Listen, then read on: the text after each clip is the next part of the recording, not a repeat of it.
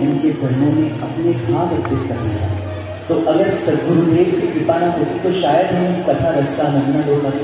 तो एक बार सबके आगे पीछे जहां भी जो खड़ा सब पूरी तरह हाथ ऊपर करें। वो पीछे जो भक्त करने सारे अपने श्रद्धा भाव जिनकी कृपा से कथा सुन पाए उनके चरणों में अर्पित करेंगे। और क्या गाना है?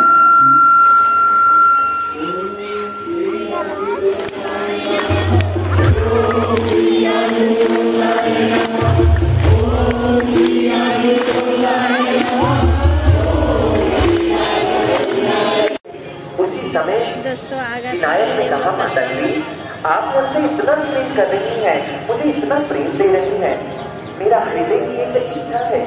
माँ ने कहा, कहो पुत्र क्या इच्छा है? विनायक ने कहा, माते आप मुझे इतना स्नेह करती हैं, मैं चाहता हूँ मैं भी आपकी सेवा करूँ, क्या मुझे अपनी सेवा का अवसर नहीं दोगी? मैं आपकी सेवा करना चाहता हूँ माँ। माँ ने कहा, पुत्र अरे तू बड़ा छोटा है, अभी मेरी सेवा कैसे कर पाएगा? जब तू बड़ा हो जाएगा तब तू मेरी सेवा कर लेना। विनायक कहने लगा, नहीं माता जी मुझे अभी आपकी सेवा करनी है, मुझे अपनी सेवा का अवसर दीजिए ना माँ। माँ सोचने लगी मैं क्या सेवा दूँ? ऐसा विनायक आज के बाद मैं अपनी अंतःपुर का द्वारपाल नियुक्त करती हूँ पुत्र। आज के बाद मेरी आज्ञा के बिना किसी को भी इस अंतःपुर में प्रवेश नहीं करने देना है। तो पुत्र द्वार पर जाकर के अपनी सेवा में खड़े हो जाओ। विनायक जाने लगे। माँ ने कहा, पुत्र तनिक ठहरो, बिना शक्ति के द्वार पर रक्षा कैसे करूँगी? मैं आज अपनी शक्ति भी प्रदान करती हूँ। उसी समय माँ ने अपनी समस्त शक्तियों का चिंतन किया और अपनी शक्तियों का घनीभूत रूप एक दंड माँ ने विनायक के हाथों में थमा दिया। जाओ पुत्र, इसमें मेरी समस्त शक्तियां समाहित हैं। आज के बाद इस दंड का सामना कोई नहीं कर पाएगा। इस दंड को ले जाओ और द्वार पर नियुक्त हो जाओ। विनायक उस दंड को लेकर के द्वार पर जाकर के खड़े हो गए। समय व्यतीत हुआ। आज महादेव जो दूर कलरा में ध्यान में स्थित थे, आज उनका ध्यान भंग हुआ तो उन्हें सबसे पहले गौरी का स्मरण हुआ है और महादेव उसी क्षण उस कलरा से निकले और माँ गौरी से भेंट करने के लिए कैलाश की ओर गमन कर गए। जैसे ही आज भोलेनाथ माँ गौरी के अंतःपुर में प्रवेश करने लगे, तभी उसी समय विनायक ने उनका मार्ग रोक दिया। विनायक कहने लगा, रुकिए मान्यवर रुकिए, कहाँ भीतर चले जा रहे हैं? आप मेरी आज्ञा के बिना, मुझसे अनुमति लिए बिना इस द्वार से भीतर प्रवेश नहीं कर सकते। महादेव देखने लगे, ये कौन है? मैंने आज से पहले तो इसे कैलाश पर नहीं देखा। महादेव कहने लगे, पुत्र तुम कौन हो और तुम्हारे इस द्वार पर नियुक्ति किसने की? उसने कहा, मैं गौरी पुत्र हूँ मान्यवर, मैं गौरी पुत्र हूँ। मेरा नाम विनायक है और मेरी माता गौरी ने मुझे इस द्वार पर नियुक्त किया है। महादेव सोचने लगे, गौरी पुत्र, गौरी ने एक पुत्र को उत्पन्न किया, मुझे ज्ञात नहीं। महादेव ने नेत्र मूंदे और सारे घटना को दृश्य को देख लिया। महादेव को आज इस पुत्र पर बड़ा दुलार आ रहा है। महादेव कहने लगे, पुत्र अगर तुम गौरी पुत्र हो तो मैं तुम्हारा पिता हूँ पुत्र, और मैं तुम्हारी माता से भेंट करना चाहता हूँ, मुझे भीतर प्रवेश करने दो। गौरी पुत्र कहने लगा, पिता, लेकिन मेरी माता ने तो किसी पिता के बारे में मुझे नहीं बताया। मान्यवर आप कोई भी हो, लेकिन मैं अपनी माता की अनुमति के बिना आपको भीतर प्रवेश नहीं करने दे सकता। महादेव कहने लगे, पुत्र यूं हद मत करो, मैं इस कैलाश का स्वामी हूँ। स्वामी, संपूर्ण कैलाश पर मेरा ही आदेश चलता है और तुम मेरा ही मार्ग अवरुद्ध कर रहे हो। विनायक ने सुना, उसी समय कहने लगा, स्वामी अरे मुझे तो आप देखने में कोई भिक्षुक जान पड़ते हैं, भिक्षुक, और ऐसे लगता है आप भिक्षा की भावना से यहाँ पर आए हैं। माता से भिक्षा चाहिए क्या? तनिक बाहर इंतजार कीजिए, प्रतीक्षा कीजिए, माँ जब बाहर आएंगी, अभी स्नान कर रही हैं, वो आपको भिक्षा भी दे देगी। आज जब वचालता का परिचय देने लगा विनायक तो महादेव थोड़े क्रोधित हो गए। कहने लगे, गौरी पुत्र यूं बार हट करना उचित नहीं है पुत्र, मैं महादेव हूँ महादेव, इसलिए मुझे भीतर प्रवेश करने दो, मेरा मार्ग न अवरुद्ध करो। गौरी पुत्र आज द्वार पर कल करके खड़े हो गए। होंगे आप महादेव, लेकिन मेरी आज्ञा के बिना आप इस द्वार के भीतर प्रवेश नहीं कर सकते और मैं आपको भीतर जाने की अनुमति कदापि नहीं दूंगा।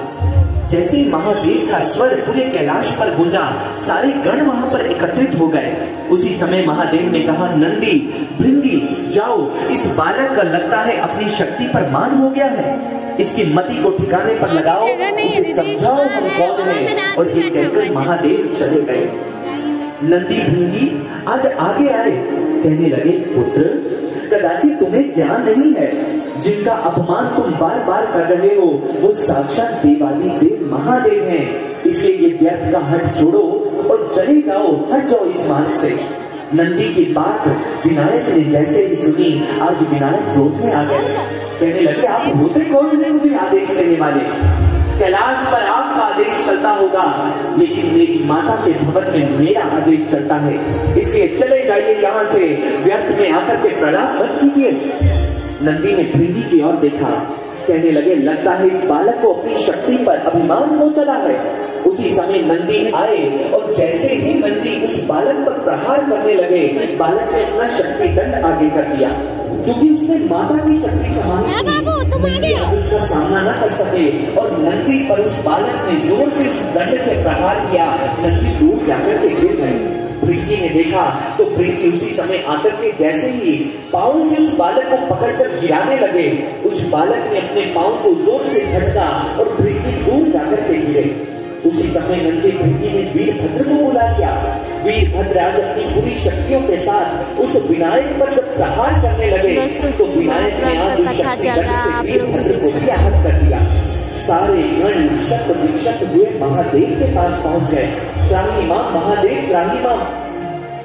वह बालक तो अत्यंत शक्तिशाली जान पड़ता है। महादेव ने उसी समय देखा, बैठ गया बाबू, नीचे रख दो भारी लगेगा।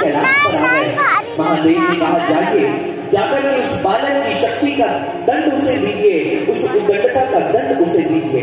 ब्रह्मदेव, विष्णुदेव, इंद्रदेव, अग्निदेव सारे आपके सामने आ गए।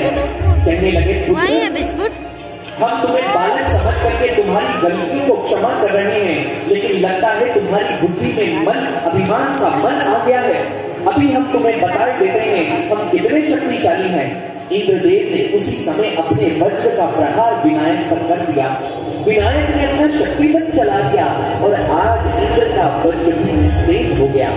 जैसे ही सब देवी देवताओं ने प्रयास किया, अग्निदेव आगे आए, वह मुंह की खाई और पीछे गिर गए। वरुण देव आगे आए और जैसे ही विनायक को वरुण पाश में बांधना चाहा, आज विनायक बंध नहीं पाए और वरुण देव भी पीछे गिर गए। ब्रह्मदेव ने मौके को संभाला, कहने लगे, पुत्र रुको जरा, पुत्र रुको, देखो मैं तो वृद्ध हूँ, मैं तुमसे युद्ध नहीं करने आया, पुत्र मैं तुम्हें समझाने आया हूँ, जरा ठंडे दिमाग से सोचो। महादेव को भीतर जाने दो पुत्र, महादेव को भीतर जाने दो। आज पितामह ने भी विनायक को समझाया, लेकिन भक्तजनों, आज विनायक के मन पर अहंकार का पड़ता है। विनायक ने ब्रह्मदेव को भी बात सुनी और उसी समय ब्रह्मदेव को पांव से पकड़ा और उन्हें दूर पटक दिया। जब दृश्य जब विष्णुदेव ने देखा तो विष्णुदेव स्वयं को रोक न सके। कहने लगे, बस बहुत हुआ विनायक, तुमने हम सब के आराध्य ब्रह्मदेव पर आक्रमण कर दिया। ब्रह्मदेव तो तुम्हें समझाने आए थे और तुमने आज उन पर भी प्रहार कर दिया। ये उचित नहीं है पुत्र, उचित नहीं है। अब सावधान हो जाओ। और जैसे ही विष्णुदेव अपना सुदर्शन चलाने लगे, विनायक ने अपना शक्ति दंड आज विष्णुदेव पर भी चला दिया और विष्णुदेव भी मूर्छित होकर के गिर पड़े। अब जब महादेव ने ये देखा, महादेव अपने क्रोध को शांत न रख सके। उसी समय महादेव आज रौद्र रूप धारण करके विनायक के सामने प्रकट हो गए। कहने लगे, बस विनायक बस, मैंने तो सोचा तू नन्हा सा बालक है, लेकिन तुमने मेरे आराध्य विष्णुदेव पर आक्रमण करके अक्षम्य अपराध किया है। ये अपराध क्षमा योग्य नहीं है, ये अक्षम्य पाप है, पाप। और आज इस पाप का दंड तुम्हें अवश्य मिलेगा। और यूं कहते महादेव ने अपने त्रिशूल को उठा लिया। देखते ही देखते वह त्रिशूल विभिन्न ज्वालाओं से चलने लग गया। महादेव ने कहा, सावधान विनायक, अब कोई शक्ति मेरे प्राणों को मुझसे बचा नहीं सकती। और भगवान भोलेनाथ ने अपने त्रिशूल का सम्मान कर दिया। देखते ही देखते त्रिशूल हवा को छीनता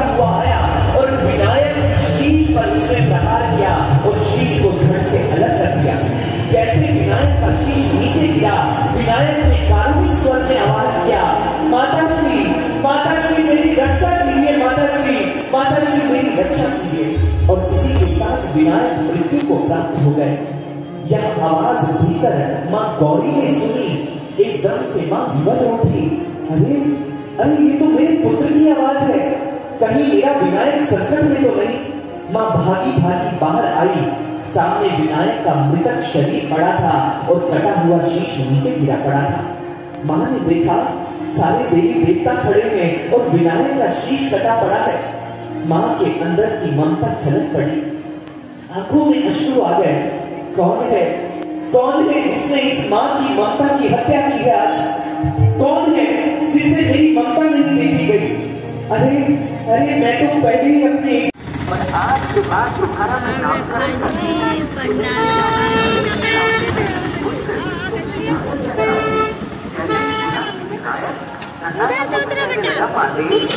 जीवन का लक्ष्य क्या है? कहानी का पुत्र अभी उत्पन्न हुए और अभी जीवन के लक्ष्य की बातें करने लगे।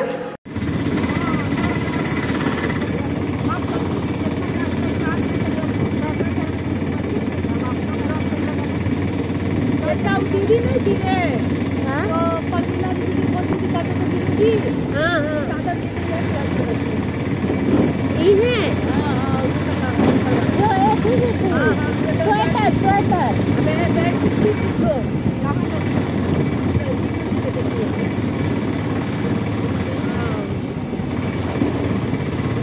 वो अंदर घुस के है उसका।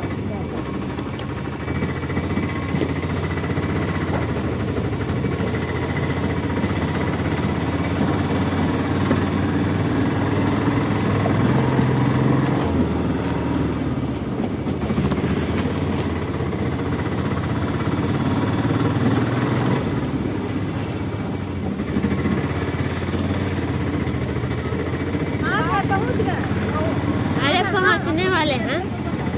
जय बाबा हनुमान।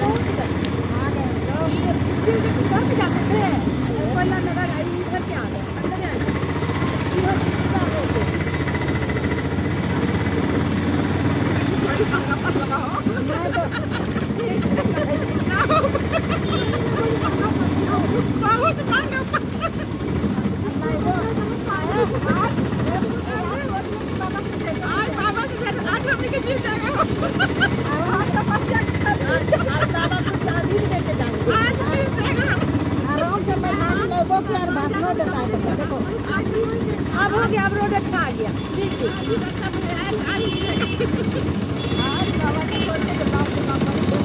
बहुत ना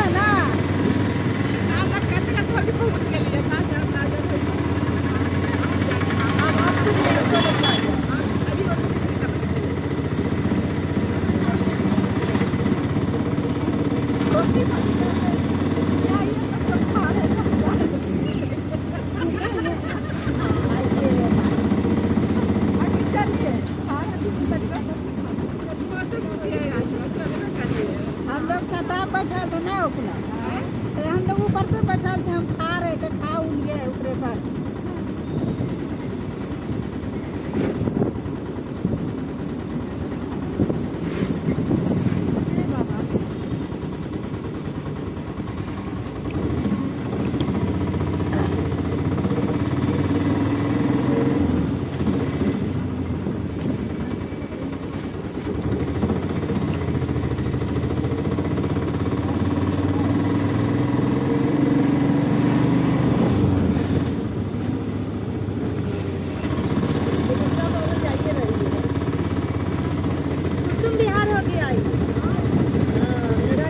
मेरा इलाका में आ गया, अब टैक्स दीजिए।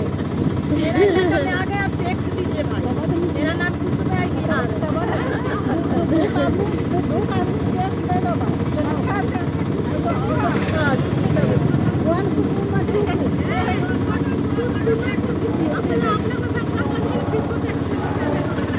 कौन है दुकान पर? चाची है, दूर कर दीजिए, हम लोग एक बात ऐसा है। यही है पंडाल हो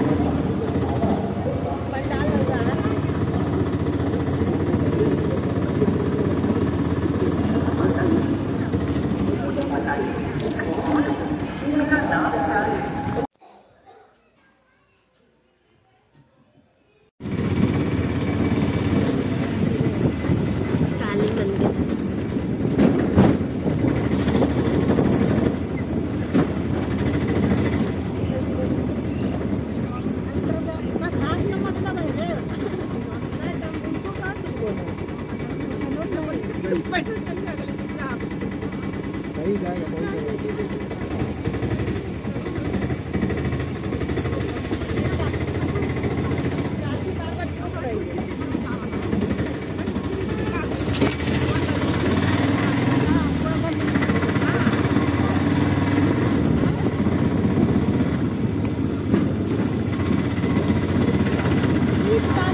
मोदी जी हर घर में पानी और हर घर में गैस पहुंचा दे। अल्लाह ये तो बात है, सब जगह पानी का पाइप ब्रह्मदेव आगे आए, कहने लगे गौरी तुम्हारा पुत्र हठी को चला था गौरी, उसके भीतर अभिमान में जन्म ले लिया। माँ ने सुना, कहने लगी ब्रह्मदेव कैसी बात कर रहे हैं आप, पीछे जाके नहीं, हम लोग पहले से जगह था। क्या आप वृद्ध होकर के करेंगे? हठ तो बालक का नैसर्गिक स्वभाव होता है, लेकिन कोई भी हठ इतना विकट नहीं होता कि किसी बालक का शीश ही धड़ से अलग कर दिया जाए। ब्रह्मदेव कहने लगे पुत्री, मैंने तुम्हारे पुत्र को समझाने का प्रयास किया था, लेकिन तुम्हारा विनायक इतना उद्दंड हो गया था कि महादेव ने उसका शीश धड़ से अलग कर दिया। जैसे कि माता गौरी ने सुना महादेव ने धड़ से अलग कर दिया शीश, मां क्रोध में आ गई। महादेव, आज ये कैसी उदाहरण आज समाज के समक्ष प्रस्तुत कर दी। हमने तो सुना था पुत्र पिता का अपमान करता है, लेकिन आज पिता ने ही पुत्र की हत्या कर दी। नहीं नहीं महादेव, अब बस बहुत हुआ। पहले आपने कार्तिकेय को मुझसे दूर किया, अब मेरे विनायक को भी मुझसे छीन लिया। आज मेरी ममता का आपने परीक्षा ली है। आज आपको मेरे पुत्र को पुनः जीवन दान देना होगा। सुन लीजिए, आज अगर मेरा पुत्र जीवित न हुआ तो पूरी सृष्टि नष्ट हो जाएगी और कोई सृष्टि को नहीं बचा पाएगा। उसी समय मां ने अपने अश्रु पहुंचे और देखते ही देखते मां ने विराट स्वरूप धारण कर लिया, अष्टभुजा कराल काली का रूप। मां ने अपनी 10 महाविद्याओं को आवाहन किया, हे 10 महाविद्याओं, हे 64 योगियों, प्रकट हो जाओ। सब प्रकट हो गई। आज्ञा करे महेश्वरी, आज्ञा करे, जाओ जाओ इस सृष्टि का अंत कर दो, पूरी सृष्टि में विनाश फैला दो। जहां भी जीवन मिले जीवन को जीत जाओ। अगर मेरा पुत्र नहीं तो ये सृष्टि जीवित नहीं रहेगी। जैसे ही मां की विद्याओं ने सुना, आज सर्वत्र यत्र तत्र प्रलय का तांडव होने लग गया। देवी देवता महादेव के पास गए, महादेव विनायक को जीवित कीजिए, अन्यथा सृष्टि समय से पूर्व ही नष्ट हो जाएगी। उसी समय महादेव ने कहा, गौरी शांत हो जाओ, शांत हो जाओ, हम तुम्हारे पुत्र को अभी जीवित कर देते हैं, गौरी शांत हो जाओ। मां ने सुना, मां ने कहा, नहीं महादेव, आज मेरे पुत्र को पहले प्राण दान दीजिए। जब तक मेरा पुत्र मुझे मां कहकर नहीं पुकारे, आज के बाद तुम्हारे पुत्र को गणपति कहकर के संबोधित करेगी। बोलिए गौरी पुत्र गणेश की, प्रथम पूज्य गणपति महाराज की। सारे देवी देवता कहने लगे, प्रभु आपने आज विनायक को अगर प्रथम पूज्य बनाया है तो हम सबसे पहली पूजा आज मिलकर के विनायक की करना चाहते हैं। उसी समय गणपति जी को एक उच्चासन पर आरूढ़ कर दिया गया। प्रभु वहां विराजित हुए और आज समस्त देवी देवता गणपति जी की आराधना करने लग गए और सबने अपने हाथों में आरती का थाल पकड़ लिया और हर तरफ गणपति जी का जय जयकार होने लगा।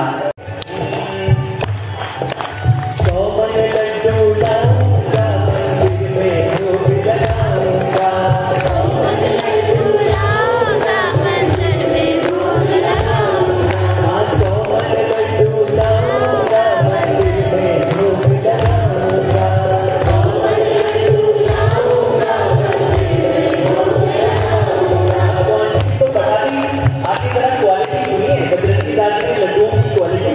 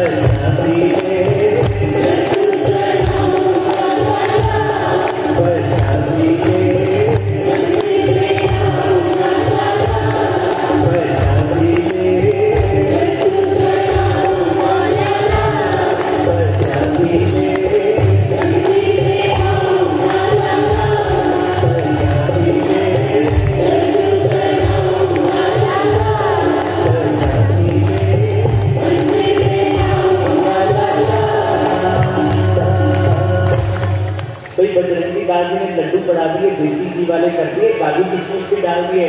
अब प्रभु आगे के नहीं रक्षा करने के लिए आगे से नहीं। कौन कौन कहता आगे? कौन कौन कहता नहीं आए? अब दोनों में हाथ खड़ा किया, मतलब कंफ्यूजन है, पता नहीं आए कि नहीं आए। तो प्रभु इतने भी निर्दयी नहीं।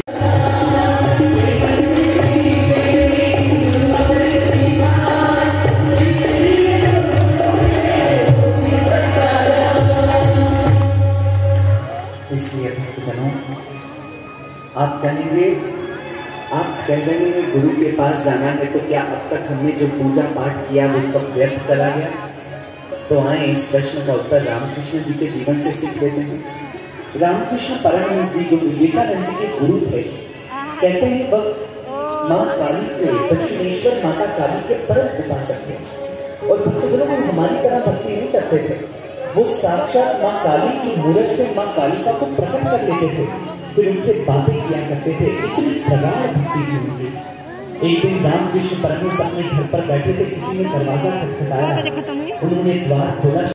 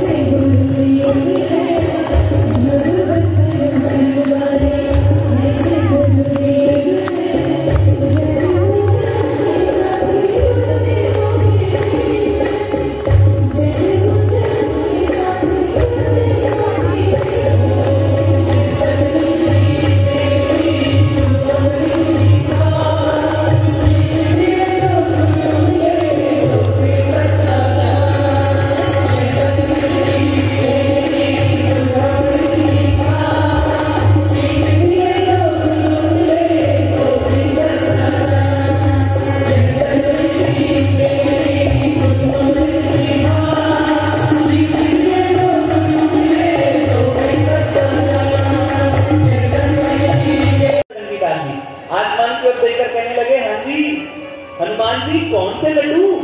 ओ भाई कैसे लड्डू? वो कौन से लड्डू? अभी उन्होंने ऐसा कहा ही था, उनका पैर फिसला और बजरंगी दादी फिर पानी में गिर गए। अब जैसे ही पानी में गिरे, बेचारे खिसियाते हुए ऊपर देखकर कहने लगे, अरे हनुमान जी आप तो गुस्सा ही कर गए, मैं पूछ रहा था बेसन वाले लड्डू लोगे कि बूंदी वाले लड्डू लोगे, मैं तो ये पूछा। ये हालत है आज हमारी भक्ति की। आज हम भी तो ऐसे करते हैं, मंदिर में जाते हैं, प्रभु को तरह तरह के लालच देकर आ जाते हैं। सजनों इसे भक्ति मत कहिएगा, ये सौदा है, ये व्यापार है। कबीर बड़ा सुंदर कहते हैं, दुनिया देखो मस्त दीवानी, भक्ति भाव न मुझे जी, कोई आवे तो बेटा मांगे भेंट रुपया दीजिए जी, कोई आवे तो दुक्का मारा हम पर कृपा कीजिए जी, कोई रचावे प्यार सगाइयां संत गुसाइयां दीजिए जी, सच्चे का कोई ग्राहक ना आवे झूठा जगत पतीजे जी, कहे कबीर सुनो भाई साधो, इन अंधों को क्या दीजिए जी, इन अंधों को क्या दीजिए जी, अंधों को क्या दीजिए। कबीर कहते हैं, मैं सुबह से मंदिर के सामने खड़ा हूँ, एक आता है कहता पुत्र नहीं है, पुत्र दे दो तो पैसा चढ़ा दूंगा, एक कहता बेटी की शादी हो जाए तो मैं ये कर दूंगा, मैं वो कर दूंगा, एक कहता मैं रोगी हूँ, प्रभु रोग को दूर कर दो तो तेरे नाम का जागरण करवा दूंगा। कबीर कहते हैं, मैं सुबह से शाम तक खड़ा हूँ, एक भी भक्त ऐसा नहीं आया मंदिर में जिसने ये कहा हो, प्रभु मुझे तू चाहिए, मैं तुझे पाना चाहता हूँ, प्रभु मुझे संसार नहीं चाहिए, मुझे तू चाहिए। ऐसे नहीं। और कबीर कहते हैं, जो ऐसी मांग नहीं रखता, कहे कबीर सुनो भी साधो, इन अंधों को क्या दीजिए जी, फिर इन अंधों को क्या दे भगवान, कुछ भी नहीं मिलता। दुविधा में दोनों गए, ना माया मिली ना राम, कुछ भी प्राप्त नहीं होता। सज्जनों आज हमारी भी तो यही हालत है। शिव कथा के माध्यम से एक बार नहीं, दो बार नहीं, असंख्य बार बोला गया, शिव के दर्शन आप प्राप्त कर सकते हैं, लेकिन दुख है हमें शिव से शिव की वस्तुएं चाहिए, लेकिन हमें शिव नहीं चाहिए, हमें भगवान शिव नहीं चाहिए। यही तो कारण है अभी भी हमारे अंदर उस ज्ञान को प्राप्त करने की लालसा नहीं होती। इसलिए भक्तजनों आगे बढ़े। जो लोग सोचते हैं कि पुण्य कर्म करने से हमारा कल्याण हो जाएगा, वो सुने इस घटना को। जिस समय श्री राम वनवास में थे, एक पेड़ के नीचे श्री राम बैठे हुए थे और पेड़ के तने पर एक कीड़ा ऊपर चढ़ने का प्रयास कर रहा था। वो थोड़ा सा ऊपर चढ़ता फिर नीचे गिर जाता, थोड़ा सा ऊपर चढ़ता फिर गिर जाता। जैसे ही वो गिरता श्री राम ठहाका लगाकर हंसने लग जाते। लखन ने देखा, लखन को बड़ा आश्चर्य हुआ, कहने लगे प्रभु आप उस कीड़े पर हंस क्यों रहे हैं, बेचारा प्रयास ही तो कर रहा है ऊपर चढ़ने का, फिर क्या हुआ प्रयास सफल नहीं हुआ। श्री राम मुस्कुराने लगा, कहने लगे लखन मैं इस कीड़े के प्रयास पर नहीं हंस रहा, मैं इस कीड़े की गति पर हंस रहा हूँ, गति पर। लखन ने कहा प्रभु गति पर? कहने लगे हाँ लखन, ये जो तुम सामने कीड़ा देख रहे हो ना, ये 17 बार देवताओं का राजा इंद्र बन चुका है, स्वर्ग का राजा इंद्र बन चुका है, लेकिन देखो आज भी कीड़े का कीड़ा है, मैं इसलिए हंस रहा हूं। लखन ने सुना प्रभु इंद्र बनकर कीड़ा बन गया, समझ नहीं आई बात। प्रभु ने कहा जब भी इसे मानव का तन मिलता है, ये खूब दान पुण्य करता है, खूब लोगों को भोजन खिलाता है, खूब पुण्य कर्म कमाता है, और उस पुण्य कर्मों के फल स्वरूप मरने के बाद इसे देवताओं के राजा इंद्र की गद्दी मिल जाती है। मैं तो इसलिए हंस रहा हूँ, जैसे ही इसके पुण्य कर्म नष्ट होते हैं, ये फिर से 84 लाख योनियों में चला जाता है, फिर मानव बनता है, फिर पुण्य करता है, फिर इंद्र बन जाता है। ऐसे करते करते 17 बार ये इंद्र बन चुका है, लेकिन गुरु के पास नहीं गया, आज भी कीड़ा बनकर के भटक रहा है, कीड़ा बनकर भटक रहा है। ये सदगुरु का महत्व होता है। पुण्यों से आप स्वर्ग पा सकते हैं, मोक्ष नहीं। मोक्ष के पाने के लिए गुरु के पास जाना पड़ेगा। इसलिए आज अपनी जड़ धारणाओं को त्यागे भक्तजनों, आज हमें भी शिरोच्छेदन करना होगा, और ये शिरोच्छेदन करते हैं सदगुरु। जैसे आज महेश्वर ने शिरोच्छेदन किया गणपति का, विनायक का, अंध धारणाओं का शीश गुरु काट देते हैं। और किससे काटते हैं? त्रिशूल से काटते हैं। सज्जनों ये त्रिशूल भी प्रतीकात्मक है। हम आपसे पूछते हैं, भगवान भोलेनाथ के त्रिशूल में कितने शूल होते हैं? कितने शूल होते हैं? 3। आप शिव के शिवलिंग पर बेलपत्र अर्पित करते हैं, कितनी पत्तियां होती हैं उसमें? 3। भगवान शिव त्रिपुंड धारण करते हैं, हमने भी त्रिपुंड धारण किया, कितनी रेखाएं होती हैं उसमें? माता वैष्णो देवी की गुफा में कितनी पिंडियां हैं? प्रयागराज में कितनी नदियों का संगम हो रहा है? क्या है ये तीन? क्यों है ये तीन? ये तीन का गणित क्या है? भक्तजनों आज ये समझ लीजिए, ये तीन कुछ और नहीं, हमारे शरीर में स्थित तीन नाड़ियां हैं। यूं तो हमारे शरीर में 72,000 नाड़ियां होती हैं, लेकिन उनमें से तीन प्रमुख नाड़ियां होती हैं, ईड़ा नाड़ी, पिंगला नाड़ी और सुषुम्ना नाड़ी। जिस प्रकार आप प्रयागराज में जाते हैं, आपको गंगा और यमुना का मिलन होता तो दिखता है, लेकिन मान्यता है कि सरस्वती भूमिगत रूप में मिलती है, अदृश्य रूप में मिलती है। ऐसे ही ईड़ा नाड़ी आपका ये बायां स्वर, बाईं नासिका, पिंगला नाड़ी आपके ये दाईं नासिका, इन दोनों का संगम यहाँ पर त्रिमुखी के बीच में तृतीय नेत्र पर हो रहा है। और जब गुरु ज्ञान देता है तब सुषुम्ना नाड़ी का संगम अंदर से होता है, और उस समय गुरु इस त्रिशूल को चलाते हैं और हमारी जड़ मान्यताओं को नष्ट कर देते हैं। ये है गुरु का त्रिशूल भक्तजनों, और यही मान्यता है शिव पर बेल पत्र अर्पित करना। शिवलिंग किसका प्रतीक है? आप गत दिवसों की सभा में सुन चुके हैं, ज्योति का प्रतीक है। और जब आप शिवलिंग पर बेल पत्र अर्पित करते हैं, देखिए हमने तिलक धारण किया है, 3 लाइनें हैं और बीच में ज्योति है। ये दर्शा रहा है जब 3 नाड़ियों का संगम होगा इस मस्तक पर, तो यहाँ से ज्योति निकल उठेगी और गुरु की कृपा से ये होता है। आप अपने घट में ज्योति का दर्शन कर लेते हैं। ये है जो सदगुरु त्रिशूल चलाते हैं, ये इसका अर्थ है। देखिए कितना विज्ञान समा, और यही कारण है, यही शिरोच्छेदन की लीला। आप जानते हैं झारखंड की भूमि पर एक और सिद्ध शक्तिपीठ है, माता छिन्नमस्तिका का शक्तिपीठ। रांची से 80 किलोमीटर दूर जाकर के वह शक्तिपीठ स्थापित है। और अगर किसी ने माँ की वो मूर्त देखी हो छिन्नमस्तिका की, तो आपने देखा होगा माता ने अपना शीश काटा हुआ है, उसे हाथ में पकड़ा है, और माता के शरीर से 3 रक्त की धाराएं निकल रही हैं। कथा कहती है उनकी सखियां थी जया और विजया, उन्हें भूख लगती है और माता अपना शीश काट के उन्हें रक्तपान करवाती हैं। जरा सोचिए, ये छिन्नमस्तिका का रूप भी हमें यही शिक्षा दे रहा है। जब गुरु द्वारा अपनी मान्यताओं के शीश को काट दोगे तो 3 धाराएं निकलेंगी, और वो 3 धाराएं, ये 3 नाड़ियां होंगी जो गुरु आपके घट में प्रकट कर देगा। ये माता छिन्नमस्तिका भी आपको सिखा रही है, अपने शीश को काट दो, गुरु के चरणों में अर्पित करना सीखो। सज्जनों, हम लोग भगवान के सामने नारियल फोड़ते हैं। जानते हैं क्यों फोड़ते हैं नारियल? ये नारियल कुछ और नहीं, हमारी अंध धारणाओं का, जड़ मान्यताओं का प्रतीक है। और हम भगवान के सामने वो नारियल फोड़ देते हैं। क्या दर्शा रहा है? भगवान के द्वार पर जाओ, गुरु के द्वार पर जाओ तो नारियल फोड़ दो, अपनी मान्यताओं का नारियल फोड़ दो। जब वो नारियल फोड़ोगे, उसमें ईश्वर दर्शन का अमृत रस निकलेगा। जो नारियल का पानी निकलता है वो प्रतीक है अपनी मान्यताओं को गुरु के चरणों में अर्पित करना। और यही शिरोच्छेदन किया था भगवान कृष्ण ने बर्बरीक का। बर्बरीक जिन्हें आप आज खाटू श्याम जी के नाम से जानते हैं भक्तजनों, भगवान दुर्योधन को भी समझाने के लिए गए, लेकिन दुर्योधन अपना शीश प्रभु के चरणों में अर्पित नहीं कर पाया। बर्बरीक से भगवान ने उसका शीश मांग लिया। बर्बरीक ने सहर्ष अपना शीश काट के रखा। जिसने शीश दिया उसे भगवान कृष्ण ने अपना नाम दे दिया। आज के बाद दुनिया तुम्हें मेरे नाम से जानेगी और खाटू श्याम कहकर के संबोधित करेगी। और वो हारे का सहारा बाबा श्याम हमारा बन गए, और दुर्योधन का शीश रणभूमि के अंदर, मिट्टी के अंदर मिल गया। सज्जनों, ये सीख हमें दे रही है घटना। आज सद्गुरु आपके द्वार पर आए हैं, इसलिए अपना शीश गुरु के चरणों में अर्पित करते हैं। कबीर बड़ा सुंदर कहते हैं, गुरु से ज्ञान जो लीजिए, शीश दीजिए दान, बहुत तक बूंदू बह गए रात जीव अभिमान। वो कहते हैं अगर गुरु मिल जाए ना कभी जीवन के अंदर, तो उसके सामने अपना शीश दान कर दो। शीश दान मतलब ये गर्दन काट के नहीं रखनी है, अपनी मान्यताएं छोड़ दो, अपनी धारणाएं छोड़ करके गुरु के चरणों में अर्पित कर दो।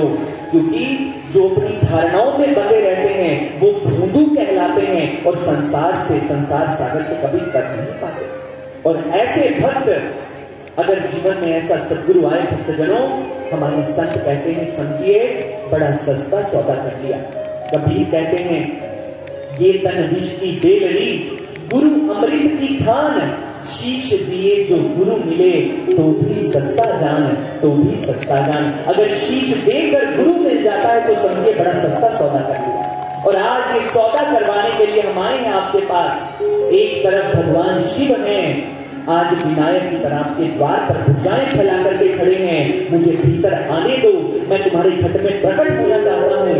अपनी मान्यताओं का शीश गुरु के चरणों में अर्पित कीजिए, फिर देखिए भोलेनाथ कैसे भीतर प्रकट हो जाएंगे। और आज जिन भक्तों ने गुरुदेव सर श्री आशुतोष महाराज जी से ज्ञान पाया है, आज वो हम सबको यही कह रहे हैं, हमने अपना शीश दान कर दिया, बदले में भोलेनाथ की ज्योतिर्लिंग को प्राप्त कर लिया, उनका दर्शन प्राप्त कर लिया।